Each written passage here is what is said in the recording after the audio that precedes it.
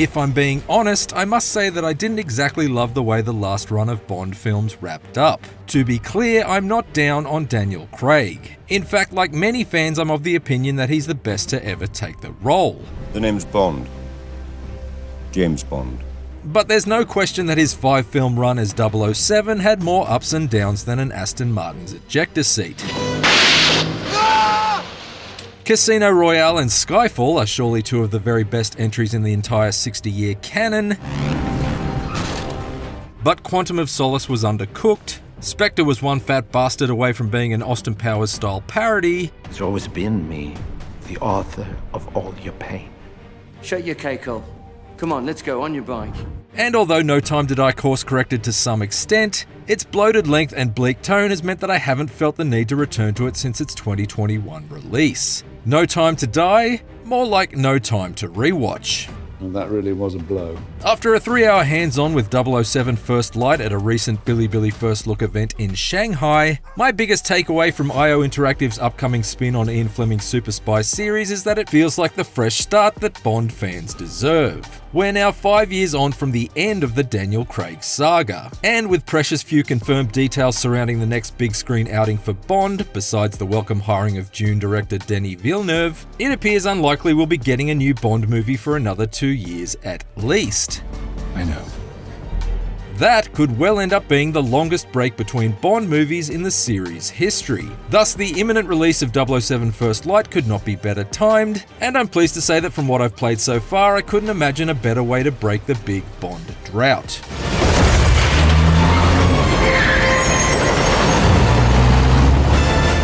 Now, where were we?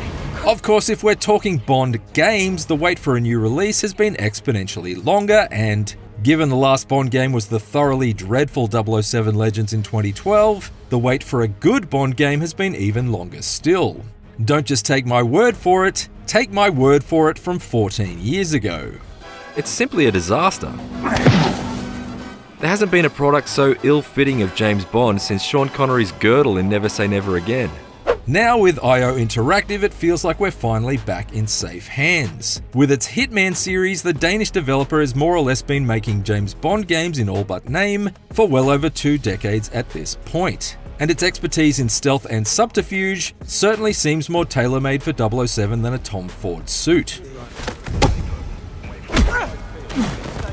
From the books to the big screen, the team's love and respect for the source material is clear in First Light, and it pays careful homage to the character's origins, such as the way its fresh-faced Bond gains a permanent scar in the story's opening mission, much like the one described in Ian Fleming's first novel but never portrayed in the films. At the same time, IO is demonstrating considerable restraint so as not to be too slavish to the series' signature hallmarks. You won't hear Monty Norman's iconic Bond theme rattled out during each and every shootout like so many Bond games of yesteryear. Instead, it's held back to properly punctuate his most outrageous stunts, like when he slips behind the wheel of a garbage truck at the end of the story's Kensington mission to barrel through a sequence of hastily improvised roadblocks. Don't worry, I'll take good care of that. That measured musical approach makes it all the more exhilarating when those iconic orchestral horns eventually kick in. Does stay safe. I also appreciate that IO is putting just as much effort into building the world around Bond as it is into regularly blowing it up. Though the Kensington mission surges from a breathtaking sniper battle to a basement-level boss fight, and Bond's eventual belligerent escape through crush hour traffic, it begins relatively sedately with 007's return to the apartment he shares with 2 other young MI6 operatives. Since I'd just taken multiple runs through First Light's training course in Malta, all of which began with stealthy intentions but inevitably devolved into scrambling Uncharted-style firefights, I appreciated the opportunity for a bit of a breather in Bond's humble dwellings before the gun and gadget-based carnage continued. While the mandated use of IO's supplied footage means I can't show you the specifics, there are countless cute touches to pore over here. An unfinished game of Hangman sits on the kitchen table, seemingly spelling out the words poison tip umbrella. On Bond's bedroom bookshelf are manuals about tying nautical knots, presumably from his naval days, as well as a book on ornithology, making it clear that he's been an avid bird watcher from the beginning.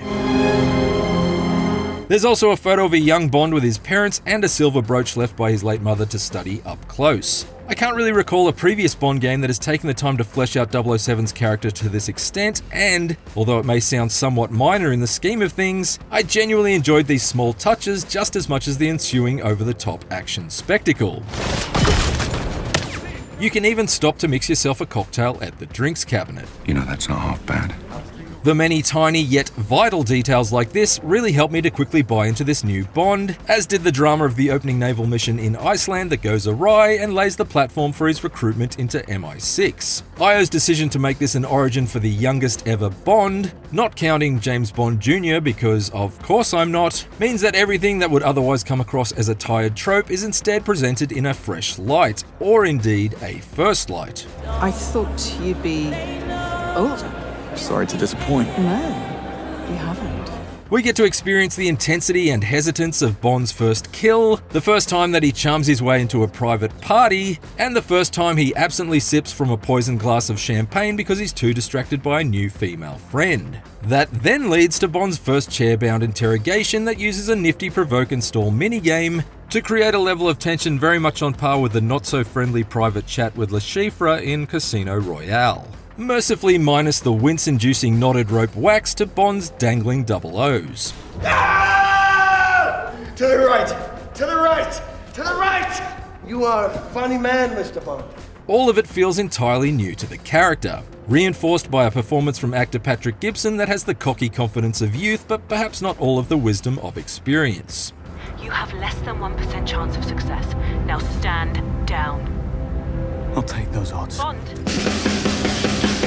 I won't pretend that I'm enamored with absolutely every aspect of First Light, however. For starters, I'm not completely convinced by its melee combat. It's rough and tumble as proper Bond fisticuffs should be, and I love the way that during a scrap you can grab anything within reach to crack over an assailant's skull. Whether it's bottles and cups from the countertop in Bond's kitchen apartment, or pool balls from the breakout area in the Art Museum's security wing. But it also feels somewhat loose and clumsy at times, especially against multiple foes. Although I might get used to it with a bit more practice, I definitely struggled to get into a consistent groove with Bond's brawling versus smoothly headshotting henchmen or triggering environmental hazards with the Q-Watch, both of which I felt comfortable with almost immediately. Speaking of the gadgets, it also strikes me as being a little bit stingy that you can only get a few uses out of the high-tech tools supplied by Q-Branch before you need to manually recharge them. Bond's Q-Watch can be used to temporarily blind guards with a zap of a laser, or to drop chandeliers from the ceiling in order to lure them away from their post.